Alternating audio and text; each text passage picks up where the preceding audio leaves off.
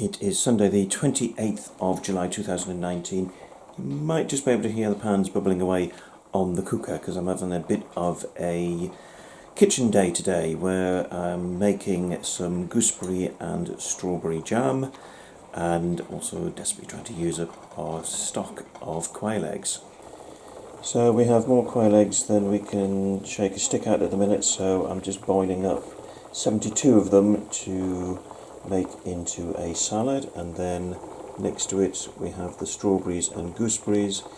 They just need using up. They were picked a few days ago and they will not last much longer. So at the moment that is strawberry and gooseberry jam. The sweetness of the strawberries counterbalance the tartness of the gooseberries, but strawberries have no pectin in, gooseberries are packed full of it, so this helps the jam, the gooseberries help the jam to set.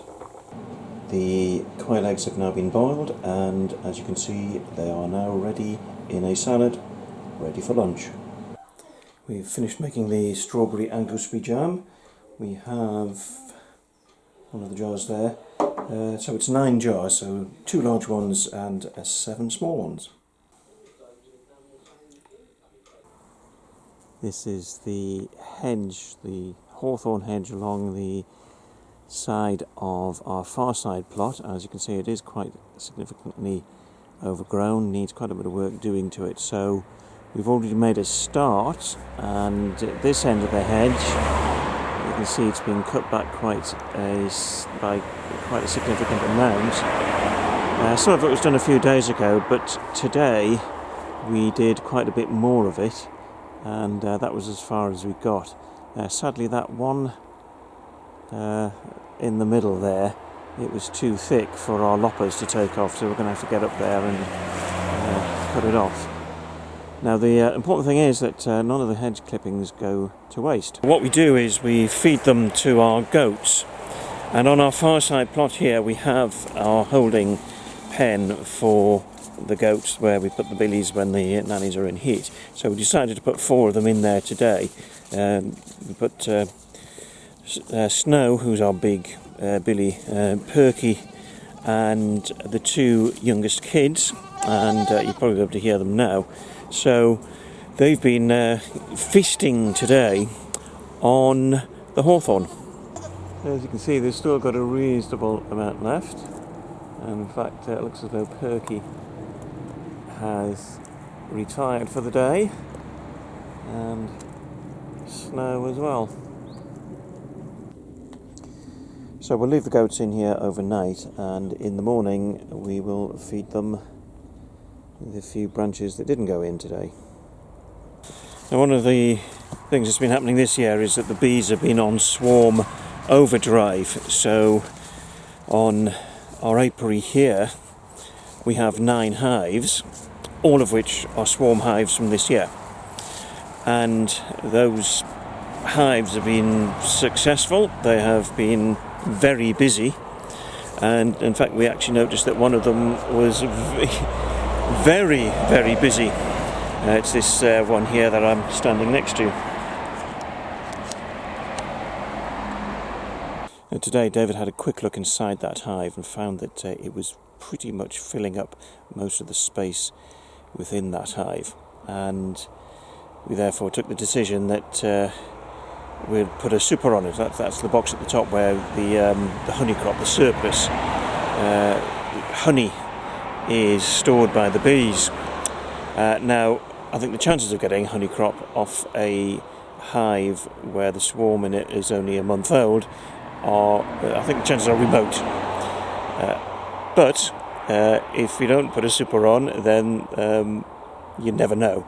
So it's unlikely we'll get any honey in it. But just in case the bees are really working out the clappers, then the super is there ready to collect the honey.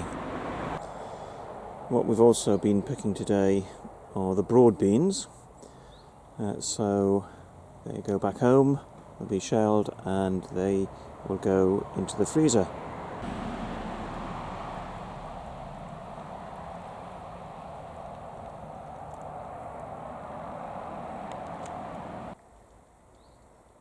We managed to pick the whole of our rhubarb crop by the end of June, and we are now at the end of July, and I'm pleased to say that it has grown back in huge quantities.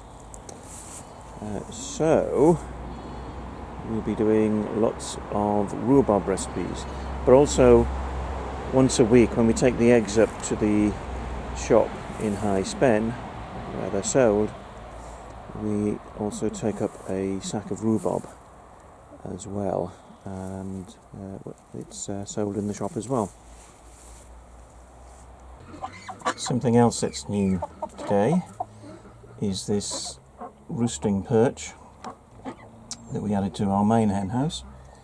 There is one behind it, as you can see, behind the cockerel there, where the other cockerels is.